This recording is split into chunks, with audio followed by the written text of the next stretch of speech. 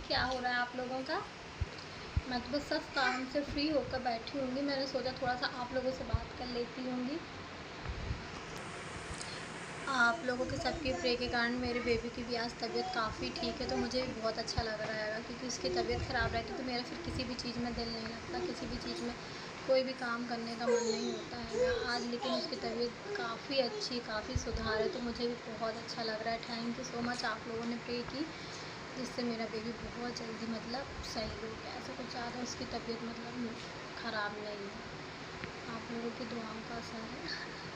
और बताइए आप लोग सब लोग क्या कर रहे हैं? आप लोग भैया भैया छोटा सा बेबी क्या कर रहा है? बताओ क्या कर रहे हो आप? क्या कर रहे हो? माँ को कट्टू कर रहे हो? कट्टू कर रहे हो? आप क्या खा रहे थे बता देना सबको। क्या खा रहे थे भैया? क्या खा रहा था भैया? देखिए इसको, ये क्या कर रहा है। हम्म, क्या कर रहे हो? कट्टू कर रहे हो? कट्टू नहीं करते हैं, सब गुस्सा हो जाएंगे फिर आपसे।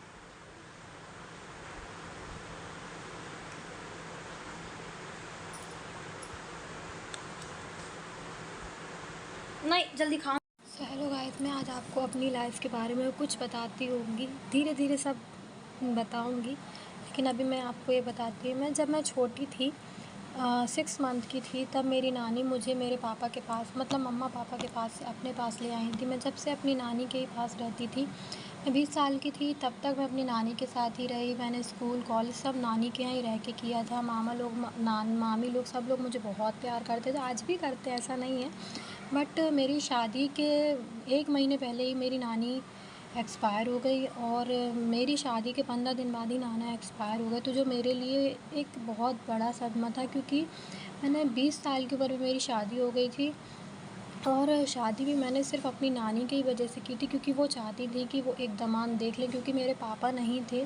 मेरी मम्मी के ऊपर दोनों बेटियों का बोझ था। हम दोनों बहनों में सिर्फ 1.5 साल का अंतर है, तो नानी हमेशा चाहती थी कि कम से कम एक लड़की की तो शादी हो ही जाए। तो मैं नानी के पास रहती थी, तो उस वजह से मेरी शादी बहुत जल्दी करने की सोची। बट फिर भी वो मेरी शादी अटेंड नहीं कर पाई। सडनली 1 महीने पहले ऐसा पता नहीं क्या हुआ, सिर्फ 4 दिन के बुखार में वो एक्सपायर हो गई, जो मेरे लिए एक बहुत ही बड़ा सदमा था, क्योंकि मैंने अपनी माँ को कभी माँ नहीं समझा, समझने की नहीं, क्योंकि मैं नानी के पास ही रही हूँ शुरू से, तो मैं उनको ही अपनी माँ मानती थी। मेरे नाना जी को ही मैं पापा मानती थी, मैं कभी रहती ही नहीं थी। मेरे मामा लोग हमेशा भाई की तरह रहे, मामी लोग हमेशा फ्रेंड की तरह, भाभीयों की तरह रहेंगी। लेकिन ये मेरे लिए बहुत बड़ा सदमा था कि मेरे नाना नानी जब एक्सपायर हुए, मैं वो सदमा भुला ही नहीं भूली। जब शादी के मेरे 1 साल बाद तक मेरी तबीयत भी बहुत ख़राब थी, क्योंकि मैंने अपनी लाइफ का वो हिस्सा खोया था जो मैं सपने में भी नहीं सोच सकती थी। वो तो नियम है, उसूल है, भगवान का ही है कि जन्म और मृत्यु लिखी हुई है, लेकिन इतना जल्दी ऐसा हो जाएगा ये मैंने कभी नहीं सोचा था। मेरे लिए एक बहुत दर्दनाक हादसा था वो, कि एकदम नाना नानी का जाना। मैंने अपने आप को धीरे धीरे संभाला, फिर मेरी शादी हुई। मेरे हस्बैंड बहुत अच्छे हैंगे, मुझे उन्होंने संभाला। मेरी फैमिली, ससुराल फैमिली भी बहुत अच्छी है, कि सब बहुत अच्छे हैं यहाँ पे। लेकिन जो मेरा नानी के साथ कनेक्शन था, वो शायद अभी तक किसी के साथ ऐसा ना है, ना कभी हो पाएगा। और वो पर्सन एक ऐसी थी जो मतलब वर्ड्स नहीं है मेरे पास बोलने के लिए कि वो क्या थी मेरे लिए। मैंने अपनी लाइफ का भगवान खोया है, मैं उनको भगवान मानती थी, और शायद भगवान ही चाहता था कि उनके उनके मतलब कहते नहीं है, अच्छे लोगों को भगवान जल्दी बुला लेता है। तो शायद मेरे साथ भी ऐसे ही हुआ कि जहाँ मेरी सडनली शादी लगी, मेरी एंगेजमेंट हुई, और उसके 1 महीने, मतलब शादी के 1 महीने पहले ही नानी को मैंने खो दिया।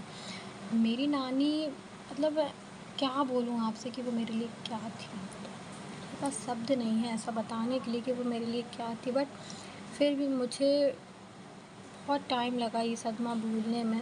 बट अब फिर एक दिन ऐसा नहीं होता जिससे मैं अपनी नानी को याद नहीं करती हूँ। बट अब ये कहते हैं ना, जो गया सो गया, उसको जाने वाले को तो कोई रोक नहीं सकते। बट अब ये है कि हाँ, माँ है, एक माँ ही अब जिसने मुझे संभाला है, बहुत अच्छी है मेरी माँ। उनने माँ बाप दोनों होने का फ़र्ज़ निभाया हैगा, क्योंकि मेरे पापा हम लोग बहुत ही छोटे थे जब ख़त्म हो गए थे। उनने भी कभी ऐसा फ़ील नहीं होने दिया कि पापा नहीं हैंगे हमारे। उन्होंने हर कर्तव्य निभाया, पढ़ाई लिखाई सब कुछ उनने किया हैगा। मम्मी ने हम दोनों बहनों को काबिल बनाया है कि हम लोग 4 लोगों में समाज में खड़े हो सकें। और आज के युग में पढ़ा लिखा होना कितना ज़रूरी है वो तो आप लोग सभी लोग जानते हैंगे। तो जैसा कि आप लोगों को पता है कि शैतान से अभी सो रहे हैं, बस थोड़ी देर में उठने वाले हैं ऊधम करने के लिए। फिर उनकी ऊधम चालू। मिलते हैं थोड़ी देर में। बाय। ये मेरे हस्बैंड हैं और ये मेरा बेबी कविश। हाय करो भैया। आज हेलो गाइस कर दो। हेलो गाइस भैया नहीं सुन रहे हो?